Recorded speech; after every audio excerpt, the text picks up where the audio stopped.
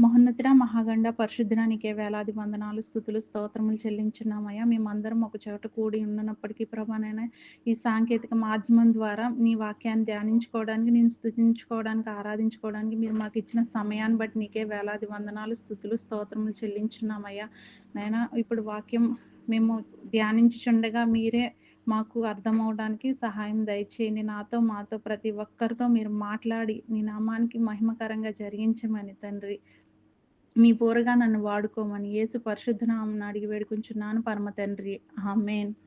కూడి వచ్చిన అందరికి కూడా మరొకసారి వందనాలండి. దైవజనులకు వందనాలు.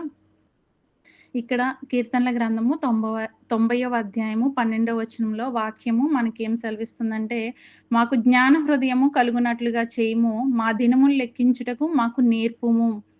ఇక్కడ ఈ కీర్తన రాసిన వారెవరంటే మోషే గారు రాశారని చెప్పేసి పైన చిన్న అక్షరాలతో రాసి ఉందండి.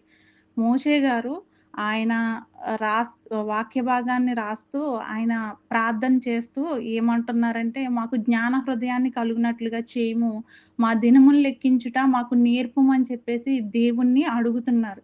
మనం ఏదైనా కూడా మనకి కావాల్సి వచ్చినప్పుడు మనం అడగవలసింది మన పరమ తండ్రినండి. ఆయనే మన కాలగతులు ఆయన వశములో ఉన్నాయి.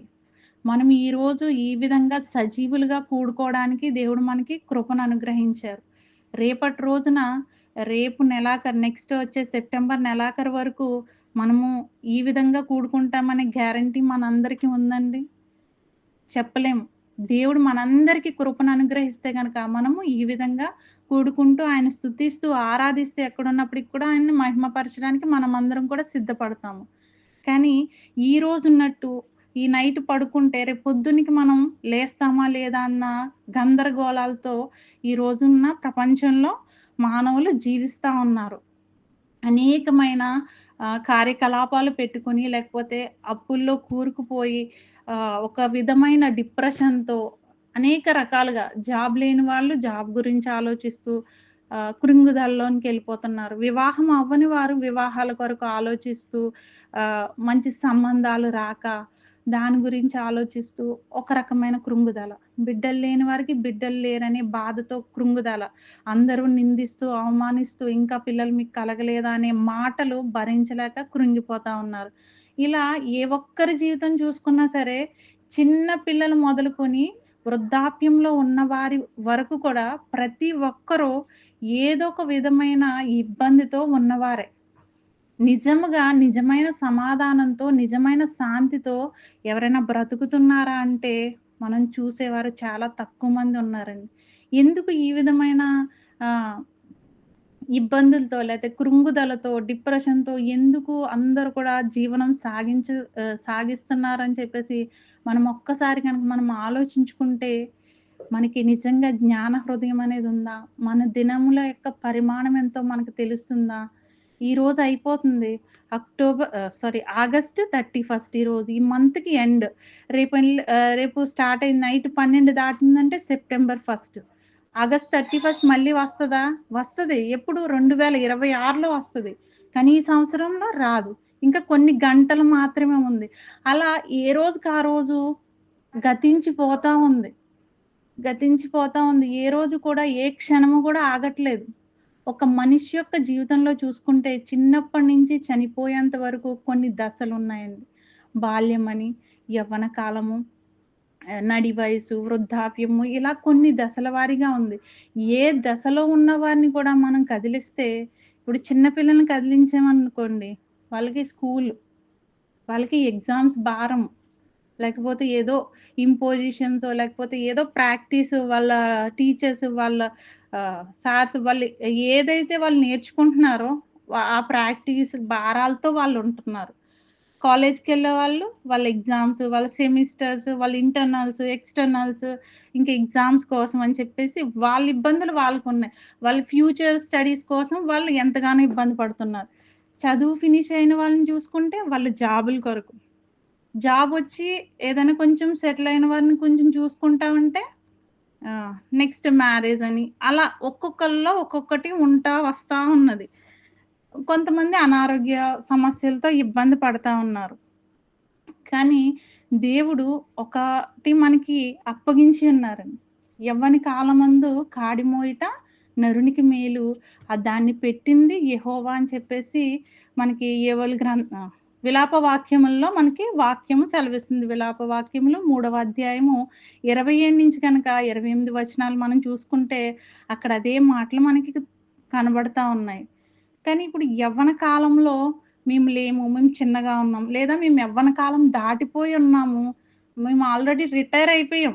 మా ఏజ్‌లో మేము రిటైర్ అయిపోయాం. ఇంక మాకు కాడి మోసే పని లేదు అని చెప్పేసి అనుకునేవాళ్ళు లేకపోలేదు. మేమింకా యవ్వన కాలంలోనికి రాలేదు. మేమింకా చిన్న పిల్లలమే. మాకింకా కాడి మోసే పని లేదు.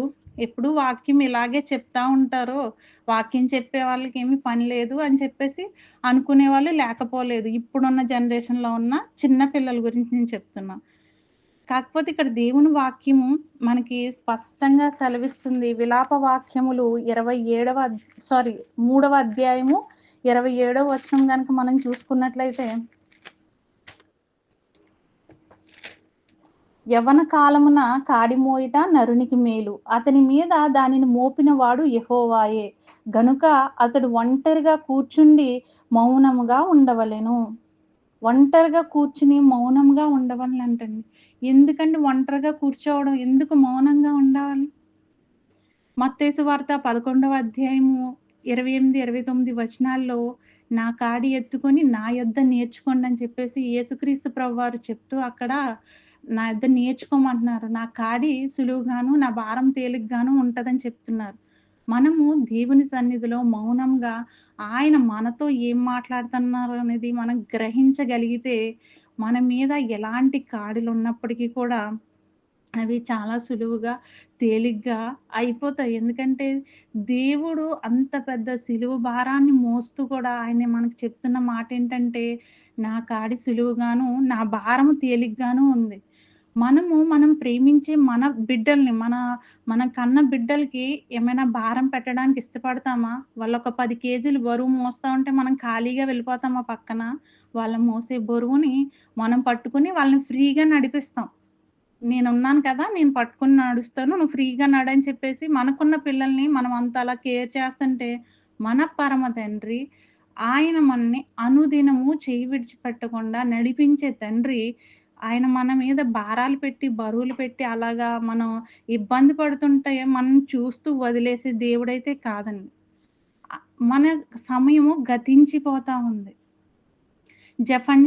గ్రంథంలో 2 అధ్యాయం మొదటి వచనం ఒకసారి చూసుకుందాము. జెఫన్యా 2:1 సిగ్గుమాలిన జనులారా కూడి రండి, పొట్టు గాలికి ఎగురినట్లు సమయము గతించుచున్నది. పొట్టు గాలికి ఎగురినట్లు సమయము గతించుచున్నది. మనము ఈ సంవత్సరం ఈ రోజున బర్త్‌డే అయిపోయింది. మళ్ళీ నెక్స్ట్ ఇయర్ బర్త్‌డే అయిపోతుంది. ఈ మధ్య లోపల మనం ఏమన్నా చేసిందుంటుందా అనేది మనల్ని మనం ఒకసారి పరిశీలన చేసుకోవాలి. మన వయసు గతించిపోతుంది. మన సమయం మన చేతిలో ఉన్న సమయం గతించిపోతుంది. మనము ఈ రోజున రూ. 10 గనక పోగొట్టుకుంటే రేపొద్దున రూ. 100 సంపాదించుకోగలుగుతాం గానీ, ఈరోజు దేవుడిచ్చిన సమయాన్ని పోగొట్టుకుంటే గనక రేపొద్దున ఆ సమయం తిరిగి రాదు. రేపొచ్చే సమయం రేపు సమయమే అది. అది సెప్టెంబర్ 1 వస్తది గానీ, ఆగస్ట్ 31 అయితే రాదు. మనం పోయిన కాలాన్ని తిరిగి సంపాదించుకోలేం కాబట్టి, మన మీద ఏదైతే బరువున్నదో మనల్ని మనం ఒకసారి పరిశీలన చేసుకుంటూ మన జీవితాల్లో ముందుకెళ్దాం. మన మీద అనేక రకమైన కాడ్లు పెట్టేసుకొని భారభరితంగా మన జీవితాన్ని జీవిస్తూ, వాక్యం తెలిసినప్పటికీ, మనకి వాక్యం ఎంతగా వింటున్నప్పటికీ కూడా, ఆ వాక్యానికి ఇవ్వాల్సిన ప్రాధాన్యతనివ్వకుండా, జ్ఞాన హృదయాన్ని మనం సంపాదించుకోకుండా దేవుని దగ్గర మన సమయాన్ని ఎ ఊరికే వ్యర్థంగా పాడు చేసుకుంటున్నామేమో! ఈరోజు మనల్ని మనం ఒకసారి పరిశీలన చేసుకుందాము ఈ వాక్య భాగాల ద్వారా. పొట్టు గాలికి ఎగురునట్లు సమయము గతించుచున్నది. విధి నిర్ణయము కాకమునిపే యెహోవా కోపాగ్ని మీ మీదకి రాకమునిపే, మిమ్మును శిక్షించుటకై యెహోవా ఉగ్రత దినము రాకమునిపే కూడి రండి. దేవుడు మనకి మనకి చెప్తున్నాడు మాటలు. రాకడ అతి సమీపముగా ఉన్నది. ఈరోజు గనక మనం చూస్తా ఉంటే, మనకున్న సమయమంతా కూడా నెట్‌వర్క్ మీద ఇన్వెస్ట్ చేసేస్తున్నాం. ఏంటి? ఏమొస్తున్నాయి అప్‌డేట్స్? ఆహ్, ఆహ్, టెక్నాలజీ ఎంతగా ఇంప్రూవ్ అవుతుంది. నేను టెక్నికల్‌గా అప్‌డేట్ అవ్వకపోతే నాకేమీ రాదనుకుంటారేమో అని చెప్పేసి, మనకున్న సమయాన్నంతా కూడా ఆ టెక్నాలజీ వైపు మళ్లించుకుని, దేన్నెలా ఉపయోగించుకోవాలా అనేసి దాని మీదే పడి మన సమయాన్నంతా కూడా దుర్వినియోగం చేసుకుంటున్నాం. ఈ రోజున్న టెక్నాలజీ రేపుండట్లేదు. ఈరోజు ఎంతగా నేర్చుకున్నా కూడా రేపటికది పాతదయిపోతుంది. కానీ నిన్న, నేడు నిరంతరం ఏకరీతిగా ఉన్న దేవుడు మనకి వాక్య భాగాన్ని ఒక గిఫ్ట్‌గా ఇచ్చారు. అది ఏ టెక్నాలజీతోనూ, దేనితోనూ కంపేర్ చేయలేము. అది ఎంతగానో మనల్ని ఉద్ధరిస్తది. మనం ఎలా బ్రతకాలో నేర్పిస్తది వాక్యము. మన కుటుంబంలో గొడవలు జరుగుతుంటే అడ్డుపడతది. మనకి వాక్యం నెమ్మదినిస్తది, ప్రశాంతతనిస్తది. మన ఆత్మకి బలాన్నిస్తది. చెడు అలవాట్ల నుంచి మనల్ని విడిపిస్తది. మనం ఏదైతే అనుకుంటున్నామో దాన్ని దగ్గరయ్యేలా వాక్యము మనకి బోధిస్తా ఉంటదమాట. మన ఆలోచన విధానాన్ని మారుస్తది. మనం ధైర్యంగా బ్రతకడానికి వాక్యం మనకి ధైర్యాన్నిస్తది. ఒకవేళ విడిపోయిన దంపతులెవరైనా ఉంటే వాళ్ళని జత చేయడానికి వాక్యము మార్గం చూపిస్తది. మనం ఏదైతే పాపం చేయాలనుకుంటున్నామో, ఆ పాపం చేయకుండా అడ్డుపడతది వాక్యం. మనకున్న రోగాన్ని నయం చేస్తది. ఇంత గొప్ప వాల్యూస్ కలిగిన వాక్యానికి మనం ఎంత సమయం ఇస్తున్నాం? ఎంతగా వాక్యాన్ని ధ్యానిస్తున్నాం? ఎంతగా చదువుతున్నాము? మనకున్న సమయం పొట్టు గాలికి ఎగురినట్లు గతించిపోతుంది. సమయం గతించిపోతుంది. ఆ విషయాన్ని మనం గమనిస్తున్నామా? లేదంటే ఏ ఈరోజు ఎళ్ళిపోతుందిలే రేపుంది, రేపు చదువుకుందాం, రేపు చేసుకుందాం అనుకుంటున్నామా? ఈ రోజుది ఈ రోజేనండి. ఏనాటి కీడో ఆనాటికే చాలును. మనం ఎంత సంపాదించుకున్నా ఈరోజు మనశ్శాంతనేది ఉండదు. మనం వాక్యాన్ని గనక మనం సంపాదించుకొని మన హృదయంలో జ్ఞాన హృదయంగా మన హృదయాన్ని వాక్యంతో గనక మనం నింపుకోగలిగితే మన బ్రతుకు దినములు మనకి లెక్కించడానికి దేవుడు మనకి జ్ఞానాన్నిస్తారు. ఈరోజు ఎవ్వరిని కదిలించినా ఎన్ని రోజులు బ్రతుకుతావని ఇంత టెక్నాలజీ పెరిగిపోయింది కదా! ఎళ్లి చాట్ జీపీటీని అడిగితే చెప్తదా? నువ్వు ఇన్ని రోజులు బ్రతుకుతావని చెప్తది. ఇప్పుడు సపోజ్ చాట్ జీపీటీ ఒక మనిషికి ఒక 10 ఇయర్స్ బతుకుతావని చెప్పిందనుకోండి. అతను ఖచ్చితంగా 10 ఇయర్స్ బ్రతుకుతాడన్న గ్యారంటీ ఉందా? ఈరోజు టెక్నాలజీని ఉపయోగించుకొని అనేక మంది ప్రాణాలు కోల్పోతున్నారు. నేను గూగుల్‌లో న్యూస్ చదివాను. తమిళనాడులో ఒక అబ్బాయి చాట్ జీపీటీలో వచ్చిన డైట్‌ని చూసి ఫాలో అయ్యి చివరికి ప్రాణాలు పోగొట్టుకున్నాడు. 3 మంత్స్ చాట్ జీపీటీ చెప్పిన డైట్ ఫాలో అయ్యి. కొంతమందికి ఉపయోగపడుతుంది. ఉపయోగపడట్లేదని నేను చెప్పట్లేదు. కానీ దానివల్ల ఉపయోగం కన్నా అనర్థాలే ఎక్కువున్నది. మన డేటానంతా పట్టుకెళ్ళి దాంట్లో పెట్టినప్పుడు మన డేటాని వేరే విధంగా అది ఉపయోగించుకుంటది. ఆ విషయం మనకి తెలియక మనం అన్నీ కూడా పట్టుకెళ్ళి అందులో పెట్టుకొని మన లైఫ్‌ని టెక్నాలజీలో నెతుక్కుంటున్నాం. మనం లైఫ్‌ని నెతుక్కోవడానికి దేవుడు మనకొక మాన్యుల్ ఇచ్చాడు బైబిల్ గ్రంథాన్ని.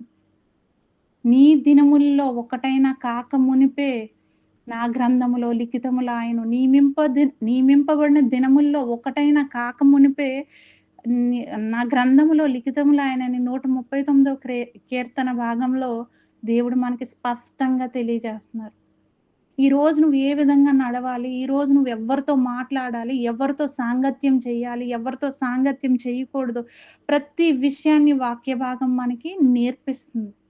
అటువంటి వాక్య భాగాన్ని విడిచిపెట్టి, యవ్వన కాలంలో కాడి మోయమని చెప్పిన దేవుని ఆజ్ఞని విడిచిపెట్టి, ఈరోజు మనం మోస్తున్న కాడేంటంటే, ఉద్యోగ భారాలు, కుటుంబ భారాలు, చదువుల భారాలు, ఈ భారాలన్నీ మోస్తూ, ఓ పక్కన టెక్నాలజీని పట్టుకొని, అదేమన్నా మనకి దారి చూపిస్తదేమో, లేకపోతే నాకేమన్నా మనశ్శాంతినిస్తదేమో అని దాని వైపు వెంపర్లాడుతున్నాం. మనం వెతుక్కోవలసింది వాక్యము. ఇక్కడ చూడండి జెఫన్యా గ్రంథము 2వ అధ్యాయము 1, 2, 3 వచనాల్లో 3 వచనంలో దేశములో సాత్వికులై ఆయన న్యాయ విధులననుసరించు సమస్త దీనులారా యెహోవాను వెదుకుడి. మీరు వెదికి వినయము గలవారై నీతిని అనుసరించిన ఎడల ఒకవేళ ఆయన ఉగ్రత దినమున మీరు దాచబడుదురు. ఉగ్రత దినము మన ముందు రాబోతుంది. ఇప్పుడే మనం చాలా భయంకరమైన దినాల్లో బ్రతుకుతా ఉన్నాం. ఇంకా దీనికన్నా భయంకరమైన దినాలు రాబోతున్నాయి.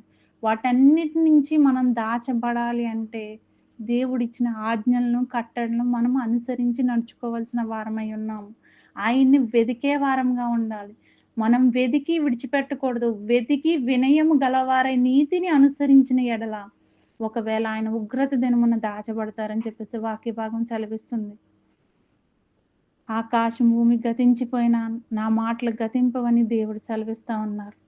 ఆయన సెలవిచ్చిన మాటలను మన జీవితంలో మనం ఎంతవరకు సీరియస్‌గా తీసుకుంటున్నాం.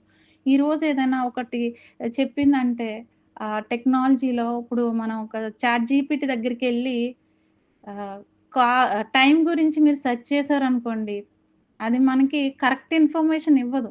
కావాలంటే మీరు జూమ్ మీటింగ్ అయిపోయిన తర్వాత వీళ్ళందరూ కూడా సెర్చ్ చేసి చూడండి. మనమందరం చిన్ననాటి నుంచి చదువుకున్న వారమే. స్కూల్లో పాఠ్య పుస్తకాల్లో క్రీస్తు పూర్వం, క్రీస్తు శకము అనే పదాలు మనం చదివి వచ్చిన వారమే. మీరెళ్ళేసరికి ఇప్పుడు ఎళ్లి టెక్నాలజీని అడగండి. క్రీస్తు పూర్వం, క్రీస్తు శకం అనేది ఉండదు అందులో. కామన్ ఎరా, బిఫోర్ కామన్ ఎరా అని ఉంటది.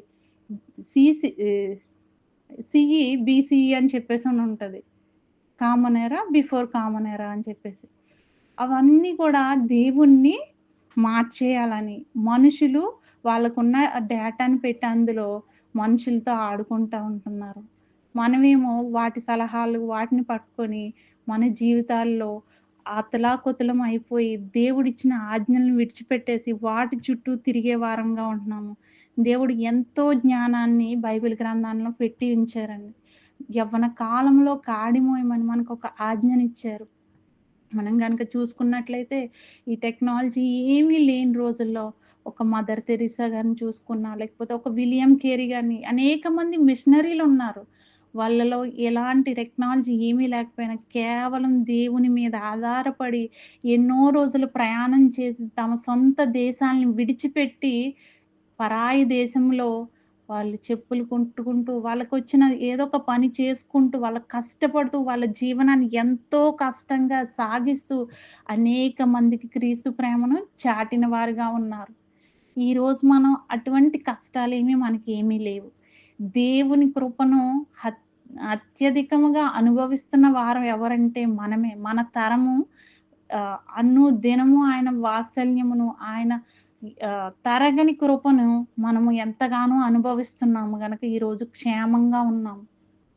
మనకటువంటి కష్టము ఏమీ కూడా లేదు. కానీ మరి దేవుని పనిలో దేవుని పెట్టిన కాడిని మోయడానికి మనం ఎందుకు ఇబ్బంది పడుతున్నాం? ఆయన బరువులు, భారాలు పెట్టలేదండి. ఆయన పరమ తండ్రి అని చెప్పేసి, ఆయన మాత్రమే దేవుడని చెప్పేసి మన జీవితాల్లో మనకి ఒక వెలుగుని నింపి ఉన్నారు. ఆ వెలుగుని మన పక్కవారి దగ్గర మనం వెలిగింపబడుతున్నామా? మనమున్న స్థలాల్లో మనం యవ్వన కాలంలో నరుడు కాడి మోయటం మేలు. ఇప్పుడు యవ్వన కాలం దాటిపోయింది. నేనేం చేయక్కర్లేదనుకుంటున్నారా? లేతే నేనింకా యవ్వన కాలంలో లేననుకుంటున్నారా? అసలు ఈ యవ్వన కాలంలో కాడి మోయట అనే దానికి మనకి సాదృశ్యంగా క్రీస్తు యేసు ప్రభువారు ఈ భూమి మీద సంచరించి ఆయన యవ్వన రక్తాన్ని, ఆయన శరీరాన్ని మన కొరకు సమర్పించి సజీవ యాగముగా ఏ ఒక్కటి కూడా ఆయన కొరకు దాచిపెట్టుకోకుండా సజీవ యాగముగా మనకి చివరి రక్త బొట్టు వరకు కూడా ధారపోసి వెళ్ళిపోయారు. ఈరోజు యవ్వన బలం లేక మనం ఎవరైనా చింతిస్తున్నామా? ఒక్కసారి ఆలోచించండి. నెలకొక్కసారో లేకపోతే వారానికొక్కసారో ఆయన ఆహ్, శరీరములోను, రక్తంలోను మనమందరం కూడా చేతులుంచున్నాం. ఆయన రక్తముగా, ఆయన శరీరముగా భావిస్తూ మనం వాటిని స్వీకరిస్తున్నాము. ఆయన శిలువ త్యాగాన్ని జ్ఞాపకం చేసుకుంటూ వాటిని మనం స్వీకరిస్తున్నాము. ఆయన రక్తమైతే అది మనలో ప్రవహిస్తుందనే స్పృహ, అట్టి జ్ఞానం గనక మనముంటే, మన వయసు 50 అయినప్పటికీ, 60 అయినప్పటికీ, లేకపోతే 80 సంవత్సరాలైనప్పటికీ కూడా మనం యవ్వనస్తులమే. ఎందుకంటే యేసుక్రీస్తు యవ్వన కాలంలో కార్చిన రక్తాన్ని మనమందరము కూడా పానం చేస్తున్నాము. ఆయన శరీరాన్ని భుజిస్తున్నాము. మనమందరము కూడా అట్టి జ్ఞానము కలిగి, అట్టి జ్ఞాన హృదయమును కలిగి మనము మన జీవితంలో ఆయన ఏదైతే కాడినిచ్చాడో అది మోయడానికి మనము సిద్ధపడాలి. సమయము గతించిపోతుంది.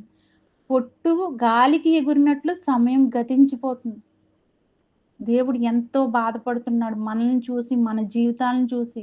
ఈరోజు కాకపోతే రేపైనా వస్తారు. సంపూర్ణంగా వస్తారు. నా కొరకు కష్టపడతారు. నా కాడిని మోస్తారని చెప్పేసి ఆయన అనుదినము మన కొరకు ఎదురు చూస్తా ఉన్నాడు. మనము మనకున్న కాళ్ళు చాలా బరువైనయి. అసలైన పక్కన పెట్టం. వాటిని ఎంతగానో ఆహ్, మొయ్యలేకపోయినా ఏదో రకంగా మోసుకొని ఎళ్ళిపోతానికి ఎంతగానో కష్టపడుతున్నాం. మనం ఒక వచనం చూసుకుందామండి. ఇప్పుడు తల్లిదండ్రులుగా ఉన్న మనం కూడా మన పిల్లలకి మంచిగా చదువుకోండమ్మా, మంచిగా చదువుకోండి. ఈరోజు నువ్వు చదువుకుంటేనే రేపొద్దున నీ జీవితం ఎంతో సాఫీగా ఉంటది. ఎంతో సుఖంగా ఉంటది. నువ్వు కష్టపడక్కర్లేదు. నేనెంత కష్టపడ్డానో నువ్వు అంత కష్టపడక్కర్లేదు. ఈరోజు నేను చదువు లేక నాకు సరైన ఉద్యోగం లేక నేను ఈ విధంగా కష్టపడుతున్నాను. సో, ఫ్యూచర్‌లో నువ్వు ఈ విధంగా ఇబ్బంది పడకూడదంటే నువ్వు ఖచ్చితంగా చదువుకోవాల్సిందే. చదువు, చదువు, చదువు, చదువు అని చెప్పేసి బిడ్డలకి ఎంతగానో చదువు గురించి నూరిపోస్తా ఉన్నారు. స్కూల్‌కెళ్ళొచ్చిన తర్వాత, కాలేజ్‌కెళ్ళొచ్చిన తర్వాత వాళ్ళకి ట్యూషన్స్ పెట్టేస్తున్నారు. స్పెషల్ క్లాసులు పెట్టేస్తున్నారు. ఆన్‌లైన్‌లో పెట్టేస్తున్నారు. వాళ్ళకి ఏదంటే అది ఎక్కడ ఏ యాక్టివిటీ ఉంటే ఆ యాక్టివిటీని నేర్పించడానికి ఎంతగానో తాపత్రయపడుతున్నారు. వారి దగ్గర ధనము లేకపోయినా అప్పు చేసి లేకపోతే ఏదో విధంగా వాళ్ళు ఎంతగానో కష్టపడి వాళ్ళ ఆరోగ్యాన్ని గూడా పట్టించుకోకుండా చదివించిన తల్లిదండ్రులు లేకపోలేదు. కానీ దేవుడు మనకేం చెప్తున్నాడు? నీ పిల్లలు నీ ఇంట కూర్చుండినప్పుడు, పడుకున్నప్పుడు, వారితో బయటికెళ్ళినప్పుడు, లోపలికొచ్చినప్పుడు కూడా వాక్యాన్ని నేర్పించమన్నాడు. ఈరోజు మనం మన బిడ్డలకి వాక్యాన్ని నేర్పిస్తున్నామా? మనల్ని మనం ఒకసారి పరిశీలన చేసుకుందాం. మన బిడ్డలకి సరైన రీతిలో వాక్యాన్ని గనక మనం నేర్పించకపోతే గనక వారు మనం ఏదైతే ఉన్నతంగా వాళ్ళుండాలి, ఏ విధమైన కష్టం లేకుండా బ్రతకాలి రానున్న రోజుల్లో అని ఏదైతే ఆశపడుతున్నామో, ఆ ఆశ అయితే మనం పొందుకోలేమండి. మన బిడ్డలు కష్టాన్ని చూడకుండా మంచిగా, ఆనందంగా ఈ భయంకరమైన రోజుల్లో బ్రతకాలి అంటే మన బిడ్డలకి మనము వాక్యము నేర్పించవలసిన వారమై ఉన్నాము. దేవుని దగ్గర ప్రార్థించి పొందుకునే జీవితాన్ని మనం వాళ్ళకి ఒక ఉదాహరణగా నా తండ్రి, నా తల్లి ఈ విధంగా ప్రార్థన జేసి దేవుని దగ్గర నుంచి అన్నీ పొందుకున్నారు. నాకు దేవుడు ఏదైనా ఇస్తారని చెప్పేసి మనం మన బిడ్డలకి ఒక మాదిరికరమైన జీవితాన్ని చూపించవలసిన వారమై ఉన్నాం. ఎంతసేపు చదువు, చదువు అది చదువు, ఇది చదువని వాళ్ళ మీద ఒకలాంటి ప్రెషర్‌తో రుద్ది, రుద్ది ఒకవేళ వాళ్ళకేదైనా ర్యాంక్ రాకపోతే వాళ్ళంతట వాళ్ళు సూసైడ్ చేసుకునే సమాజాన్ని మనం చూస్తున్నాం. సమాజంలో ఎంతమంది బిడ్డలండి ఆహ్, వాళ్ళ చిన్ననాటిలోనే ఎంతసేపు వాళ్ళకున్న ప్రెషర్‌ని బట్టి దాన్ని పొందుకోలేకపోయామని డిప్రెషన్‌లోకెళ్ళిపోయి, కృంగుదలలోకెళ్ళిపోయి, పిచ్చి వాళ్ళయిపోయినోళ్ళున్నారు. వాళ్ళ బ్రతుకుల్ని అక్కడితో పాడు చేసుకున్న వాళ్ళున్నారు. వాళ్ళు ఆ విధంగా ఉండడానికి కారణం ఎవరు? తల్లిదండ్రులుగా ఉన్న మనమే. మనము మన బిడ్డలకి సరైన రీతిలో బాలుడు నడవలసిన త్రోవని నేర్పించమని వాక్య భాగం సెలవిస్తుంది. మనం ఎంతవరకు నేర్పిస్తున్నాం? కాడి మోయడం అంటే ఎళ్ళిపోయి రోడ్డు మీద కనపడిన వాళ్ళందరిని కూర్చోబెట్టి వాళ్ళకి వాక్యమే చెప్పమని కాదు. మన మాటతో సహాయం చేయడం. మనం కలిగి ఉన్నది వారికి పంచడం. మనం చేయగలిగినంత సహాయం వారికి చేయడం. మనం చూపించగలిగినంత క్రీస్తు ప్రేమను వారికి చూపించడం. స్వార్థపూరితమైన ఈ లోక ప్రేమ కాదండి. క్రీస్తు ప్రేమను ఫస్ట్ మనం ధరించుకొని, మనం ఇతరులకి చూపించినప్పుడు, వారు ఎటువంటి వారైనప్పటికీ కూడా వారిలో మార్పుని మనం గమనించగలుగుతాము. మనం ఈరోజు అనేకమైన కార్డ్‌లు మనం మూసేస్తూ, ఎంతో భారభరితమైన జీవితాన్ని మనం జీవిస్తా ఉన్నాం. దేవుడు మనకిచ్చిన ఒక్క మాటను మనం జ్ఞాపకం చేసుకుందాము. రోమాపత్రిక 8వ అధ్యాయము 32వ వచనము. మనకందరికీ తెలిసిన వాక్య భాగమేనండి ఇది. రోమాపత్రిక 8వ అధ్యాయము 32వ వచనము. దయచేసి అందరూ తీసుకొని చూడండి.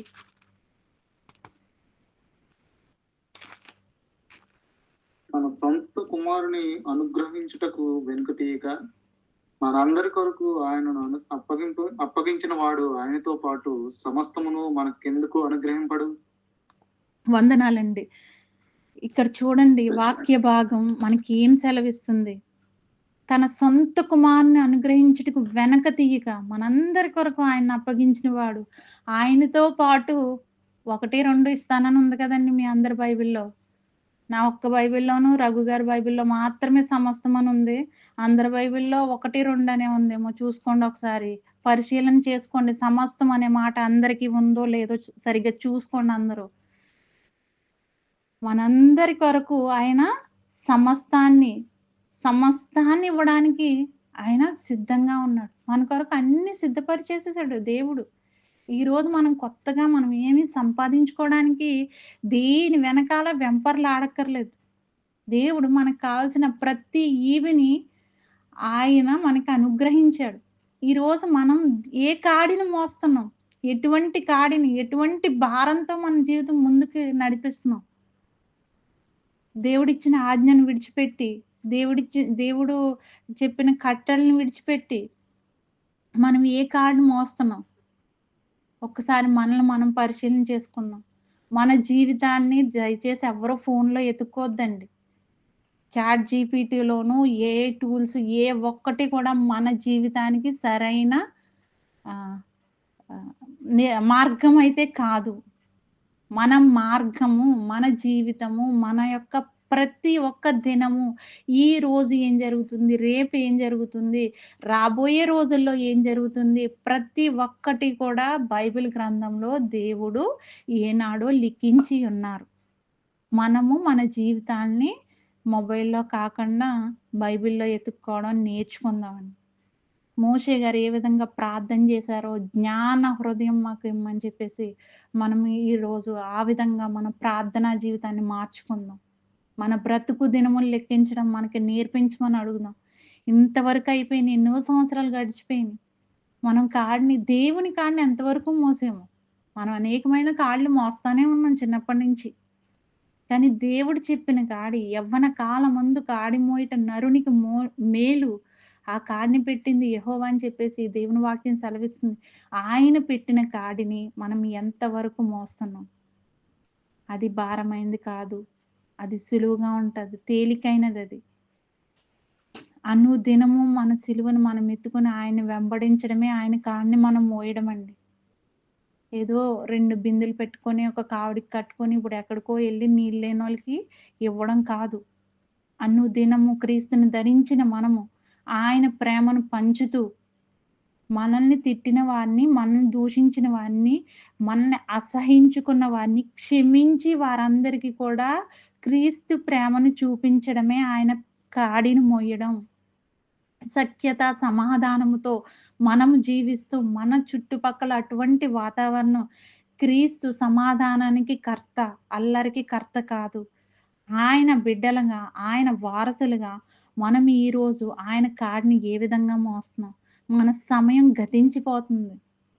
పొట్టు గాలికి ఎగిరినట్లు మన సమయం గతించిపోతుంది. సిగ్గుమాలిన జనులారా రండని చెప్పి ప్రవక్త అక్కడ చెప్తున్నారు. ఈరోజు అదే మాట ఏదన్నా పాస్టర్ గారు గనక అంటే, ఇంకా ఆయన నెక్స్ట్ డే కనపడనివ్వరు ఆ పాస్టర్ గారు. కానీ ఈరోజు మనము మన జీవితాల్లో ఏ విధంగా ఉంటున్నాం? దేవుడు హర్షించే రీతిగా మన జీవితం ఉందా? మనం ఎటువంటి కాళ్ళు మోస్తున్నాం? ఒకసారి చూసుకుందాం. దేవుడు మన పక్షముగా ఉండగా మనకి విరోధి ఎవడని వాక్యం చెప్తుంది. మనం అనేక వాటికి భయపడి, మనకున్న పరిస్థితి వైపే మనం చూసుకుంటున్నాం ఎంతసేపు. నాకది లేదు, నాకిది లేదు, లేకపోతే అది, ఇది అని మనకి ఉన్న ఆప్షన్స్ ఉంటాయన్నమాట. ఆ ఆప్షన్స్ వైపే మనం చూస్తున్నాం. అది దాటి దేవుడు మన పట్ల పని చేస్తున్నాడు, కార్యం చేస్తున్నాడన్న విషయం మనకి తెలియట్లేదు. ఎలీషియా గారిని పట్టుకోవడానికి వాళ్ళందరూ వచ్చినప్పుడు పక్కనున్న తన సేవకునికి కండ్లు తెరవమని ప్రార్థన చేశారు. అప్పుడు ప్రార్థన చేసినప్పుడు దేవుని రథములు, అగ్ని రథములు కనిపించినవి. ఆ పనివానికక్కడ. మనము ఈరోజు మనకి జ్ఞాన హృదయం గనక దేవుడు అనుగ్రహిస్తే దాన్ని మనం గుర్తించగలిగితే, మన చుట్టూ దేవుని కాపుదల మనకి కనిపిస్తది. మనం దేనితో సహవాసం చేయాలన్నది మనకి తెలుస్తది. వింటున్నాం, విడిచిపెడుతున్నాం, ఈ సమయం ఇక్కడికి వచ్చాం, అటెండెన్స్ ఏయించుకున్నాం, వెళ్ళిపోయాం అన్నట్టుగా కాకుండా, దేవుడు ఏ కాడిని మన మీద పెట్టారు? ఏ బాధ్యతను మనకిచ్చారు? ఒక పెళ్లి చేసుకున్న యవ్వనస్తుడిగా మనముంటే, మన భార్యని ఏ విధంగా చూసుకోవాలి? పుట్టిన బిడ్డల్ని ఏ విధంగా దేవుని కొరకు పెంచాలి? డే 1 నుంచి దేవునిలో ఏ విధంగా నా బిడ్డని నేను పెంచాలనే ఆశ కలిగి గనక మనం ఉంటే, దేవుడు మనకి నేర్పిస్తాడు ఖచ్చితంగా. నీ బిడ్డకి నువ్వు ఇది నేర్పించు. నేను నిన్ను తండ్రిగా ఉండి నేను నిన్ను ఈ విధంగా ప్రేమిస్తున్నానని చెప్పేసి మన బిడ్డల ద్వారా మనకు అనేక విషయాలు దేవుడు మనకు నేర్పిస్తా ఉన్నారు. అందరూ అనుభవపూర్వకంగా తెలుసుకున్న వారే కాదని నేను అనట్లేదు. కాకపోతే ఇంకా మనం ఏదైనా ఏ దాస్యపు కాడి క్రింద మనం ఉన్నామో ఒక్కసారి మనల్ని మనం పరిశీలన చేసుకుందాం ఈరోజు. మనకి కాడి ఎంతో బరువైంది. మన జీవితం మనం ముందుకు తీసుకెళ్ళడం అనేది చాలా కష్టతరమైంది. ఈ బరువులు మొయ్యలేక కృంగి ఆరోగ్యం పోతుంది. అనారోగ్యం పాలవుతున్నాం. హాస్పిటల్స్ చుట్టూ తిరుగుతున్నాం సంపాదించిందంతా. వైద్యుడు, పరమ వైద్యుడు మన పరమ తండ్రి. ఆయన ఏ రోగాన్ని మన దరి చేరనీయడు. ఐగుప్తీయులకు కలుగజేసిన ఏ రోగము నీకు రాదని వాగ్దానం చేసి ఉన్నాడు దేవుడు. ఎప్పుడు ఊరికేనా? లేదు. ఆయన విధుల్ని, ఆయన కట్టడల్ని మనం అనుసరించినప్పుడే అవి మనకు రాకుండా ఉంటాయి.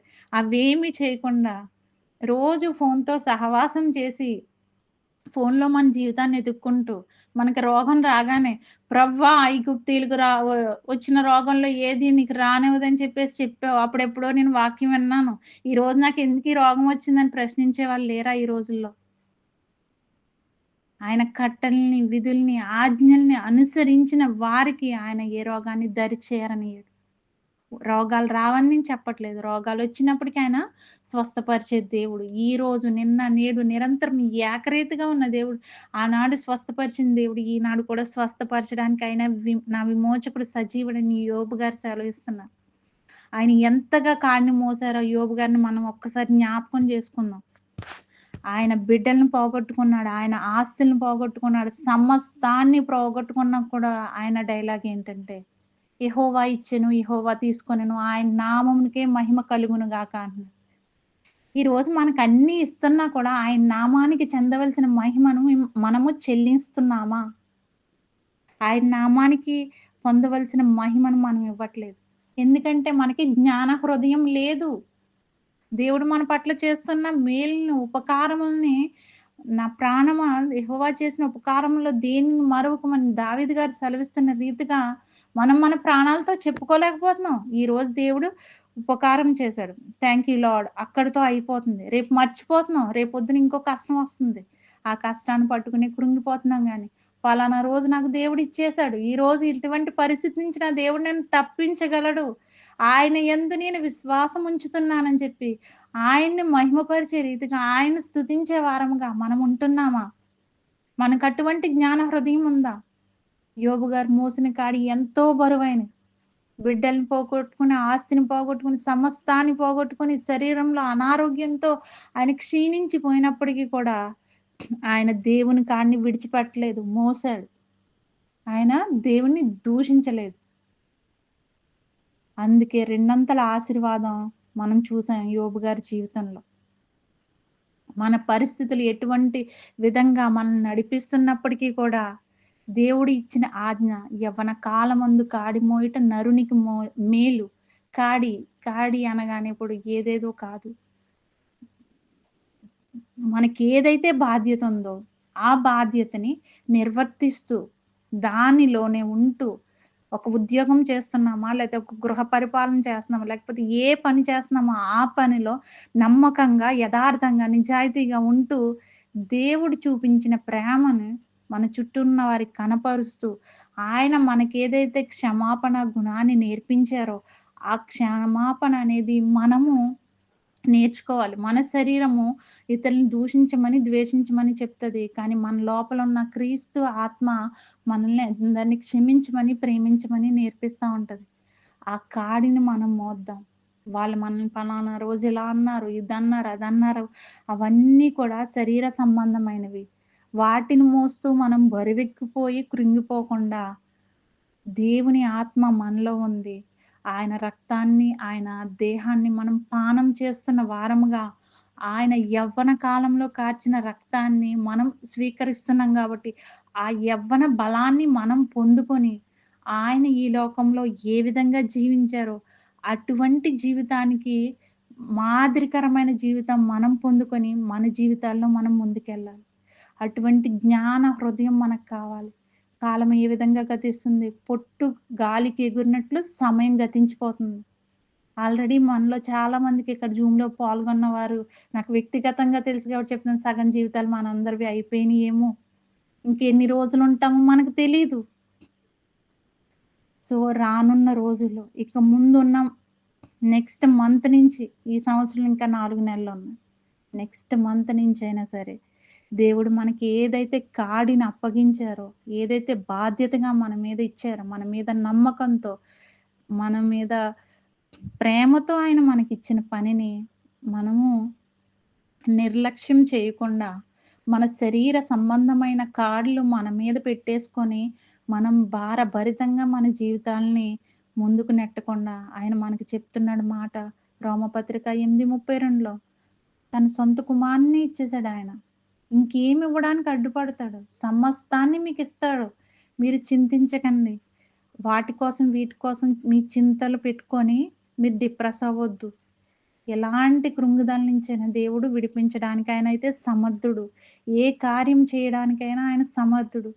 ఏమీ లేని స్థితిలో ఉన్న యోబు గారిని ఆయన రెండంతల ఆశీర్వాదంతో ఇచ్చి మన కళ్ళ ముందు వాక్య భాగంలో చూపించిన దేవుడు.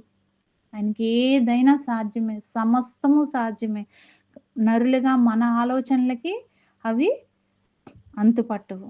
మనం ఒక్క వచనాన్ని ఒకసారి చూసుకుందామండి. కీర్తనల గ్రంథము 40వ అధ్యాయము. కీర్తనల గ్రంథము 40వ అధ్యాయము 6వ వచనము. 5 నుంచి చదువుతున్నానండి. కీర్తనల గ్రంథము 40వ అధ్యాయము 5 నుంచి చదువుతున్నాను. యెహోవా నా దేవా, నీవు మా ఎడల జరిగించిన ఆశ్చర్య క్రియలను, మా ఎడల నీకున్న తలంపులను బహు విస్తారములు. వాటిని వివరించి చెప్పెదననుకొంటినా అవి లెక్కకు మించియున్నవి. నీకు సాటి అయిన వాడొకడును లేడు. బలులనైనను నైవేద్యములనైనను నీవు కోరుటలేదు.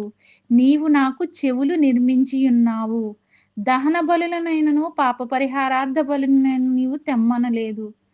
ఇక్కడ దావీదు గారు రాస్తూ చెప్తున్నారు.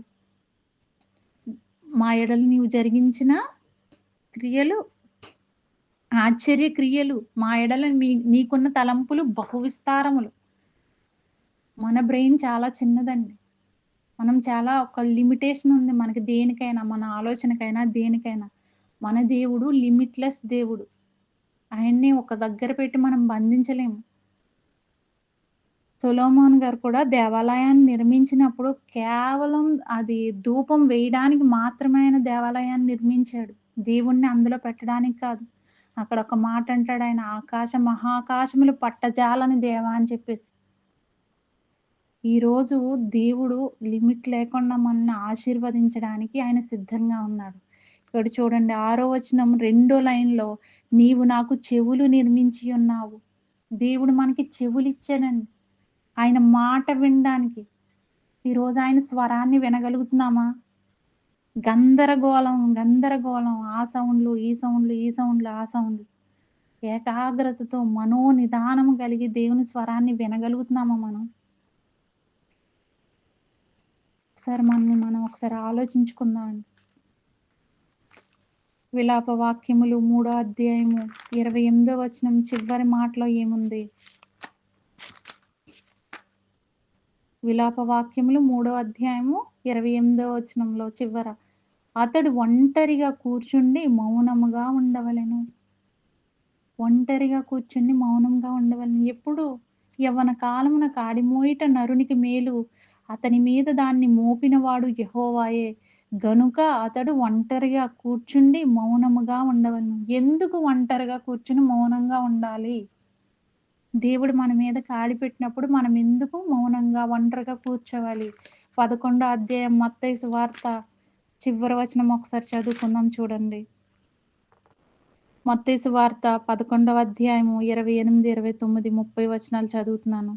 ప్రయాసపడి భారం మోసుకొనుచున్న సమస్త జనులారా నా యొద్దకు రండి, నేను మీకు విశ్రాంతి కలుగజేతును. నేను సాత్వికుడను, దీన మనసు గలవాడను గనుక మీ మీద నా కాడి ఎత్తుకొని నా యొద్ద నేర్చుకొనుడి. అప్పుడు మీ ప్రాణములకు విశ్రాంతి దొరకును. ఏలయనగా నా కాడి సులువుగాను నా భారము తేలిగ్గాను ఉన్నవి. 29వ వచనం రెండో లైను. మీ మీద నా కాడి ఎత్తుకొని నా యొద్ద నేర్చుకొనుడి. దేవుని యొద్ద మనం ఎందుకు మౌనంగా ఉండాలంటే, ఆయన నేర్పించడానికి సిద్ధంగా ఉన్నాడు. మనం మౌనంగా ఉంటే ఆయన స్వరం ద్వారా మాట్లాడి, మనకి ప్రతీది కూడా అర్థమయ్యేలాగా ఆయన మనకి తెలియజెప్పడానికి ఆయన సిద్ధంగా ఉన్నారు. మనం మౌనంగా దేవుని సన్నిధిలో కూర్చోవడానికి, మౌనంగా ఉండడానికి మనకి సమయం ఉందా ఈ రోజున? ఒక్క 10 నిమిషాలు దేవుని సన్నిధిలో మౌనంగా, మనోనిదానం కలిగి, దేవా! నీవు నాతో మాట్లాడని చెప్పేసి, ఆయనకి మనం ఎవరైనా సమయాన్ని ఇస్తున్నామా? మనల్ని మనం ఒకసారి పరిశీలన చేసుకుందామండి. ఈ గందరగోళమైన జీవితాల నుంచి, లేకపోతే ఈ ప్రయాసపడి మోస్తున్న ఈ ప్రతి భారం నుంచి మనకి విడుదల కావాలి అంటే, దేవుడు చెప్పిన పని చేస్తే మనకి విడుదలొచ్చేస్తది. ఎందుకంటే ఆయన మన విమోచకుడు. ఆయన సజీవుడు. ఆయన మృతుల్లో లేడు. నా విమోచకుడు సజీవుడని యోబు గారు సెలవిస్తున్నారు. ఆ సజీవుడైన దేవుడు ఈరోజు మనతో మాట్లాడడానికి సిద్ధంగా ఉన్నారు. నీవు నాకు చెవులు నిర్మించావని దావీదు గారు చెప్తున్నారక్కడ. బలులు, దహన బలులు తీసుకురమ్మంటలేదు. నువ్వు నాకు ఇన్ని కార్యాలు చేసావు గానీ, నువ్వు ఏది కూడా నా నుంచి నువ్వు కోరట్లేదు. నువ్వు నాకు చెవులు నిర్మించావని చెప్పేసి ఆయన ఎందుకు మాట్లాడుతున్నారక్కడ? వాక్య భాగాన్ని ఒక్కసారి మనం పరిశీలన చేసి చదువుకుందామండి. సామెతల గ్రంథంలో ఉంటది. చూడగల కన్ను, వినగల చెవి యెహోవా కలుగజేసెను. ఈ 2 యెహోవా కలుగజేసెనని. కన్నులతో మనం ఏం చూస్తున్నాం? మన చెవులతో ఏం వింటున్నాం ఈ రోజుల్లో? ఒకసారి మనం ఆలోచించుకుందాం. మనం మన దేవుని ఎదుట మౌనముగా ఉండి నేర్చుకోవడానికి కొంత సమయాన్ని ప్రతిరోజు ఆయన దగ్గర ఇవ్వగలిగితే మనకి దేవుడు ఇచ్చేది ఏంటంటే జ్ఞాన హృదయము. మన బ్రతుకు దినములు లెక్కించడం మనకు నేర్పిస్తాడు. ఇంతవరకు ఎన్ని సంవత్సరాలయిపోయినా కూడా ఇక ముందుండే జీవితం చాలా మహిమకరంగా దేవుని సన్నిధిలో ఉండబోతుంది. అందరూ విశ్వసించండి. అందరూ నమ్మండి. దేవుడు మనల్ని వాడుకోబోతున్నాడు. ఆయన మహిమ కొరకు. మనకి ఆశీర్వాదకరంగా అనేక మందికి ఆశీర్వాదకరంగా దేవుడు మనల్ని వాడుకోబోతున్నాడు. మనల్ని ఎలా ఆహ్, వాక్యం దేవుడు ఎందుకు నేర్పిస్తున్నాడంటే, ఆయన కొరకు నిలబడాల్సిన పాత్రలుగా మనమందరము ఉన్నాం. ఈ రోజందరూ కూడా వాళ్ళ సమయాల్ని వాళ్ళకున్న టెక్నాలజీ వైపు, వాటి వైపు, వీటి వైపు పరుగులు పెడతా, వృధా చేసుకుంటూ, విశ్రాంతి లేక కుప్పకూలిపోతున్నారు. దేవుడు ఇంత మంచి గ్రంథాన్ని మనకిచ్చి, దైవజనుల ద్వారా ప్రతి వారం మనకి ఎంతగానో నేర్పిస్తూ, ఎంతో ప్రయాసతో, ఎంతో ప్రార్థనలతో నేర్పిస్తున్నప్పుడు, మనం విని విడిచిపెట్టే వారంగా ఉండొద్దండి. వాక్యాన్ని మనము చదువుకుందాము. వాక్యాన్ని చదివిన మనము దేవుని స్వరాన్ని వినడానికి, జ్ఞాన హృదయాన్ని మనం పొందుకోవడానికి ఆయన యొద్ద కూర్చొని మౌనంగా ఉందాము. దేవుడు మనందరితో మాట్లాడతారు. సియోనులో మౌనంగా ఉండుట, స్తుతి చెల్లించుట అనే కీర్తన భాగంలో ఉంది. మనం ఏ విధంగా ఆయన్ని స్తుతిస్తున్నాము, ఏ విధంగా ఆయన్ని మహిమపరుస్తున్నామో ఒకసారి మనము ఆలోచన చేద్దాం. ఇన్ని రోజులు వెళ్తున్నాం, వస్తున్నాం, వింటున్నాం. చాలా దేవుడు మనకు నేర్పిస్తున్నాడు. కానీ మనం ఆచరణలో పెడుతున్నామా ఏదైనా? ఒక్కసారి ఆచరణలో పెట్టి చూస్తే గనక దాని రిజల్ట్ చూసిన మనము ఇంక ఏ వాక్య భాగాన్ని విడిచిపెట్టడానికి ఇష్టపడము.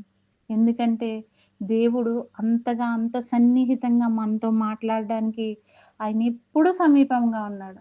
నిజముగా మొర్రపెట్టు వారికి దేవుడు సమీపంగా ఉన్నాడు. 145వ కీర్తన 18వ వచనంలో తనకు మొరపెట్టు వారందరికీ, తనకు నిజముగా మొరపెట్టు వారందరికీ ఆయన సమీపముగా ఉండే దేవుడు. మనం ఫోన్‌కి టైం ఇచ్చేసి మొత్తం అంతాన పడుకునే ముందు, హాయ్ ప్రభువా! బాయ్. ఈ రోజంతా అలసిపోయాను ఇప్పటిదాకా అన్నీ చేసొచ్చాను. డ్యూటీ అయిపోయింది. అన్నీ అయిపోయినాయి. ఇంక నాకు ఎనర్జీ లేదు. నా పరిస్థితి నీకు తెలియనిదేముంది చెప్పు. పడుకుంటున్నాను. నువ్వే కాచి కాపాడు. ఆమేన్. అయిపోతుంది మన ప్రార్థన. అంతే కదా! కానీ ఆయనకి సమయాన్ని ఇచ్చే వారముగా మన ప్రార్థనని మార్చుకుందాం. ఈరోజు మోషే గారు చేసిన ప్రార్థన ఒకసారి చదువుకొని మన వాక్య భాగాన్ని ముగించుకుందాము. కీర్తనల గ్రంథము 90వ అధ్యాయము 12వ వచనము. మాకు జ్ఞాన హృదయము కలుగునట్లుగా చేయుము. మా దినములు లెక్కించుటకు మాకు నేర్పుము. మన దినములు మనం లెక్కించడం మనం నేర్చుకుందాము. దేవుడు మనందరికీ జ్ఞాన హృదయం కలగజేస్తారు. ఇప్పుడు ఆయన కాడిని ఎత్తుకుని యవన కాలమున కాడి మోయుట నరునికి మేలు. మనకి మేలు కలగాలంటే మనము ఆయన కాడిని మోయవలసిన వారమై ఉన్నాం. ఆయన కాడిని ఎత్తుకుని ఆయన యొద్ద మౌనంగా కూర్చున్నప్పుడు ఆయన మనకి నేర్పించడానికి సిద్ధంగా ఉన్నారు. మౌనంగా కొంత సమయం మనం ఆయనకిచ్చి మనోనిదానముగా కనిపెట్టే ప్రార్థన చేద్దాము. దేవుడు మనందరితో మాట్లాడతారు. జ్ఞాన హృదయాన్ని మనకిస్తారు. మన సమయం పొట్టు గాలికి ఎగిరినట్లు గతించిపోతుంది గనక మనకున్న సమయంలోనే దేవుని దగ్గర ఆయన పాదాల దగ్గర ఉండి మనం కనిపెట్టడం నేర్చుకుందాము. మనందరము కూడా దేవుని స్వరాన్ని విని ఆయన పనిలో బహుబలంగా వాడబడాలని అయితే నేను ప్రార్థన చేస్తున్నాను. సమస్త మహిమ దేవునికే చెల్లును గాక. ఈ మాటలు విన్న మిమ్మల్ని అందరినీ దేవుడు దీవించి ఆశీర్వదించును గాక. ఆమేన్.